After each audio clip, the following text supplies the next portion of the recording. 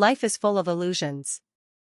You see it in false promises, curated personas, and subtle manipulations that most people don't even notice. But if you're listening to this, you're not most people. You're someone who can see deeper. Someone who feels when something is wrong, even when everyone else insists it's right. And that's not an accident. You weren't made to fit into deception. You were made to stand in truth. See, when you refuse to validate a lie, especially the lies woven by someone with narcissistic personality disorder, you become a threat. Not because you fight. Not because you scream. But because you stand. Silent. Steady. Unmoved. And that terrifies them. Because for someone whose entire existence depends on gaslighting others into questioning their own reality, the mere presence of someone rooted in self-worth is catastrophic. If you've ever found yourself targeted by someone who tried to twist your reality, if you've been painted as too sensitive, too much, too emotional, you need to know. You weren't broken. You weren't imagining things. You were disrupting a system built on lies. Comment "I see clearly now" if this already resonates with your journey. Today, we're going to explore why emotional abuse thrives in silence. How seeing through deception isn't a curse, it's a calling. Why refusing to react dismantles a manipulator's control. And how to rebuild your life in a way they can never touch again. Because healing from narcissistic abuse isn't about winning a war. It's about walking away, whole, free, untouchable. And if you've ever wondered whether standing firm would make you lonely, let me tell you this. It might. But it will never leave you hollow. Choosing truth will always cost you something, but it will never cost you yourself. Let's go deeper. What most people don't realize is this. A narcissist's greatest achievement isn't charming you. It's convincing you that their version of reality is the only one that matters. And they don't do it through obvious lies. They do it through slow erosion. Through moments so small, so subtle, you question yourself before you ever question them. They weaponize doubt. They train you to second-guess your instincts, your emotions, your memory, until you no longer trust yourself. That's how gaslighting works. And that's how they survive. You see, people with narcissistic personality disorder aren't just selfish or arrogant. They're living in a fragile, fabricated world, a world where control is oxygen. If they lose control, they lose themselves. And that's why, when you refuse to validate their delusion, they escalate. Not because you're wrong, but because your clarity threatens their entire identity. Tell me in the comments. Have you ever noticed that the more you stood your ground, the more their attacks intensified? That's not random. That's the system breaking. Here's the brutal truth. Toxic relationships aren't chaotic by accident. They are chaotic by design. The confusion you feel? Manufactured. The self-doubt? Planted. Because if you're constantly doubting yourself, you won't notice the emotional abuse. You'll keep trying harder. You'll keep giving more. You'll keep sacrificing pieces of yourself, just to maintain peace. And that's exactly how the narcissist keeps their world intact. But here's what shifts the dynamic. The moment you prioritize emotional regulation skills over emotional reactions. The moment you stop defending your reality. The moment you choose clarity over chaos.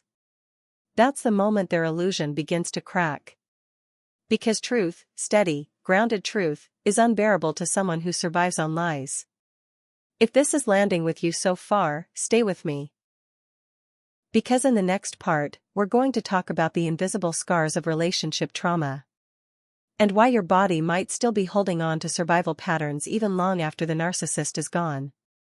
Comment "still healing" if you've ever felt like you're battling invisible wounds no one else sees. You're not alone. And you're not crazy. Keep breathing. Keep listening. We're just getting started.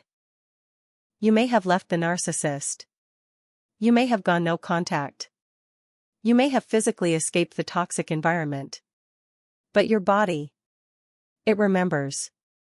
Because trauma doesn't just live in memories. It embeds itself in your nervous system, in your muscles, your breath, your heartbeat. That's why you still flinch at kindness. That's why you still feel panic when the phone rings. That's why calmness sometimes feels more threatening than chaos. This isn't weakness. This is what survival looks like. When you were trapped in emotional abuse, your body learned that safety was unpredictable.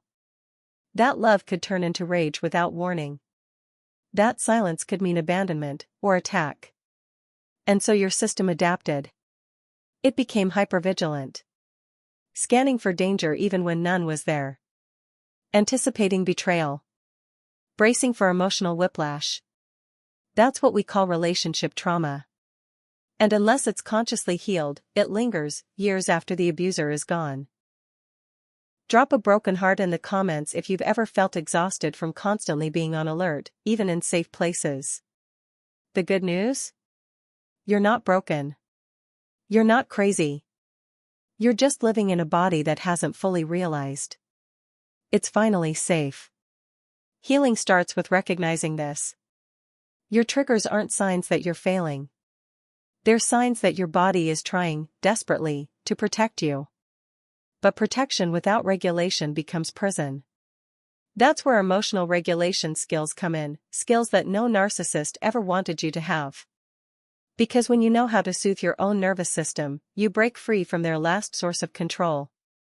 This is also why survivors of narcissistic personality disorder relationships often struggle with anxiety online treatment first.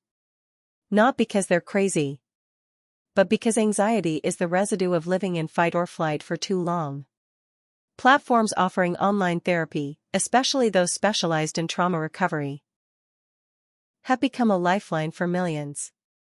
Because therapy isn't about fixing you. It's about teaching your body the truth your mind already knows. The danger has passed. You are allowed to rest now. And trust me, true peace feels terrifying at first. Because when you've survived in chaos, peace feels unfamiliar. Empty. Wrong. But it's not wrong. It's freedom. And the longer you sit with it, the more your body will learn. You are allowed to be calm without being punished. You are allowed to trust without being betrayed. You are allowed to breathe, deeply, fully, without bracing for impact. Comment peace is scary if you're learning to trust safety again. Your journey matters. Your nervous system deserves grace. In the next part, we'll dive even deeper. The hidden tactics narcissists use to reignite the trauma bond. And how to recognize them before they pull you back in. Stay grounded. Stay awake. You're closer than you think. You're healing. You're rebuilding. You're finally breathing without fear again. And then, out of nowhere. A text. A call. A message dripping with nostalgia, regret, or even promises of change. This is not random. This is not fate. This is a calculated tactic called hoovering, named after the vacuum, because they're trying to suck you back in. And it's one of the final tests you'll face on your journey back to yourself. If you've ever gotten a miss you text from someone who once shattered you, comment speech balloon below, you're not alone. Here's the brutal truth. Narcissists don't miss you. They miss their access to you. To your empathy. To your energy. To your emotional labor. They miss the emotional abuse supply you once unknowingly provided. And the moment they sense you're slipping away, when you no longer orbit around their chaos, they panic. Because to a narcissist with traits of narcissistic personality disorder, your detachment feels like death. You were never just a partner. You were a mirror. A source of validation. A tool for their survival. And now, you're gone. So they'll do what manipulators do best. Send nostalgic texts. Pretend to take responsibility, I've changed. Feign vulnerability, I'm in therapy now. Even weaponize pity, I'm nothing without you. And if that doesn't work? They escalate. Smear campaigns. Guilt trips. rewriting history to cast themselves as the victim and you as the villain. This is where emotional regulation skills are not just helpful, they are critical. Because when that message arrives, when that apology slides into your inbox, when the guilt rises in your throat, you must remember. An apology without changed behavior is just another manipulation. It's a bid for re-entry, not a doorway to genuine healing. And guess what? If they really had changed, they wouldn't need to tell you. You would feel it in their consistent actions, not in their desperate words. This is why so many survivors now turn to online therapy platforms and narcissistic abuse recovery coaches. Because they know, healing isn't just about leaving the relationship. It's about staying free when the past comes knocking. Sometimes that past comes dressed as love. Sometimes as regret. Sometimes as fate. But it's not fate. It's a trap. And you owe yourself more than falling for the same trick twice. Comment I choose me if you're ready to guard your peace like it's sacred, because it is. In the next segment, we'll go even deeper. The emotional regulation blueprint you'll need. When the Hoover attempt hits hardest. When memories try to rewrite reality. And when guilt tries to masquerade as love. Your clarity is your weapon. Let's sharpen it even more. You left the relationship. You blocked the number. You stopped explaining yourself to people who didn't want to understand. But why? Why does your heart still race when the phone vibrates? Why does your body still flinch at unexpected kindness? Why does calmness sometimes feel more terrifying than chaos? Because leaving isn't the end of healing. It's the beginning. Here's the part nobody talks about. After emotional abuse, especially the kind wrapped in covert narcissist signs, your nervous system becomes wired for survival, not connection. You didn't just survive gaslighting, manipulation, and betrayal. Your body learned to expect it. It adapted. You tiptoed around anger. You anticipated shifts in mood before they even happened. You learned to read between the lines, because direct communication was never safe. That's not you being too sensitive. That's relationship trauma rewiring your instincts. And guess what? That hypervigilance doesn't just disappear when you leave. It stays. It lingers. Until you actively, gently, and intentionally reclaim your nervous system. This is why trauma survivors often experience anxiety even after the abuser is gone. And it's why so many are now turning to anxiety online treatment and best online therapy platforms for therapists, because healing your mind alone isn't enough. You have to heal your body's memory, too. Here's how it begins. Not by pushing yourself harder. Not by thinking positive. But by rebuilding the foundation of safety inside yourself.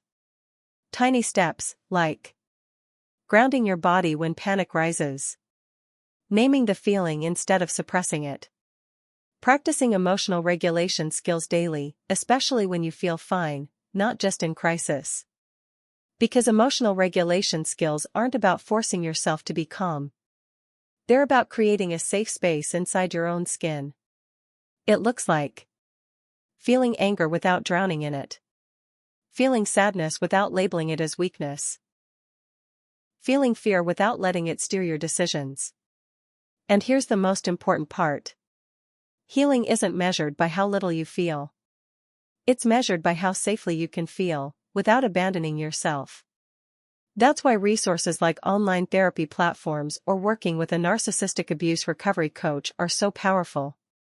Because you don't have to do this alone. You don't have to white-knuckle your way through healing. You deserve guidance. You deserve strategies. You deserve to thrive, not just survive.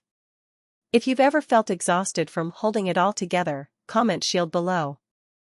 Your nervous system is asking for support, not more pressure. And in the next, final, segment, we're going to talk about the highest form of healing. Not just escaping the past, but creating a future that feels radically safe, radically alive, and radically yours. Stay with me. Because the final chapter isn't about them. It's about you. Healing isn't just about leaving the narcissist behind. It's about becoming someone they could never reach again. Because true freedom isn't about erasing the past. It's about creating a future that's immune to their games. And here's the truth. Freedom is not a feeling. It's a structure. It's the structure you build every single day, quietly, deliberately, by choosing yourself. You start by creating internal safety. Through emotional regulation skills. Through building a relationship with your own intuition that no amount of gaslighting could ever distort again. You build external safety too. By protecting your time, your energy, your emotional availability. Not everyone gets access to you anymore. Not everyone gets to be part of your world. And that isn't cruelty. It's wisdom. Mental health isn't about being endlessly available to chaos. It's about discerning who and what supports your growth, and unapologetically walking away from what doesn't. Tell me in the comments. What's one boundary you've set recently that felt like reclaiming a piece of yourself? Because every boundary you set is another brick in the foundation of a life they can't touch. And if you're wondering where to start, here's a blueprint. Anxiety online treatment if your body still reacts to memories you can't explain. Online therapy platforms designed for survivors, not just for talk therapy, but for rebuilding your sense of safety. Working with a narcissistic abuse recovery coach who understands covert emotional abuse inside out. Learning how to sit with discomfort without rushing to fix it, that's mastery. The world will keep spinning. Triggers will still happen. Old wounds might still whisper sometimes. But the difference is, you will no longer abandon yourself when they do. You won't question your worth at the first sign of disapproval. You won't shrink yourself to fit someone else's comfort zone. You won't explain your boundaries to those who are committed to misunderstanding them. You'll stay rooted. Because the person you're becoming is bigger than the story they wrote about you. And here's the most powerful part. When you start living like this, fully in your body, fully in your truth, fully in your freedom, they don't just lose access to you. They lose control over the narrative. You become living proof that healing is not just possible. It's inevitable when you choose it. Comment Unbreakable if you're committed to building a life they can't distort, diminish, or destroy. Because in the next, and final, segment, we're going to talk about the ultimate closure. Not getting them to admit what they did, but becoming someone who no longer needs them to. It's closer than you think. Stay with me. You're almost home. You thought closure would come when they finally said, "I'm sorry." When they admitted they lied, manipulated, gaslight. When they finally acknowledged the damage they caused. But here's the secret no one tells you. You don't need their apology. You don't need their recognition. You don't even need their understanding. You are the closure. Because when you choose truth over illusion, when you choose mental health over chaos, when you rebuild yourself one choice at a time, you already win. Healing isn't something they can give you. And it isn't something they can withhold from you either. It lives in you. And if you're still in the phase where you're waiting for them to change, for them to see you, for them to finally understand, it's okay. It's normal to grieve what you hoped it could be. But don't camp out in hope.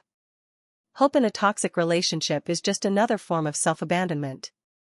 If that hit you, comment "No more waiting," and stay for this last piece. Because it's going to change how you see everything. True healing is when you no longer orbit around their approval. You orbit around your own clarity. And here's the paradox. When you stop needing them to validate your story becomes untouchable. They can lie about you. They can twist the narrative. They can smear, minimize, deny. But they can't erase the truth that lives in your body, in your mind, and in the life you're now creating. You are no longer tethered to their perception of you. You are no longer performing for their acceptance. You are no longer leaking your power into a system designed to starve you. You're done. And that's why narcissistic relationships hurt so much to leave. Because you're not just leaving them. You're leaving the version of yourself that needed them to see your worth. And that's grief. But it's also rebirth.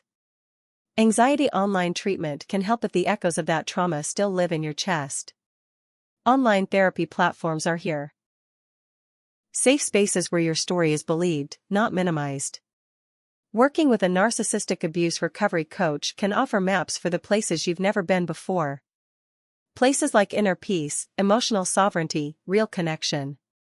You don't heal to prove anything to them. You heal because you deserve a life where manipulation isn't the language of love. You deserve a life where love feels like clarity, not confusion. And if you're wondering, when will I stop thinking about them? When will the pain finally end? Here's the honest answer. The pain ends the moment you stop making them the center of your story. They were a chapter. Not the whole book. And you're just getting to the good part. If you're ready to write the next chapter, a chapter without gaslighting, without manipulation, without self-abandonment, comment "I'm ready" below. You don't have to be perfect. You just have to be willing. The rest will come. Because healing is not about erasing the past. It's about outgrowing it so profoundly that it no longer fits who you are becoming. And trust me, that version of you? She's breathtaking.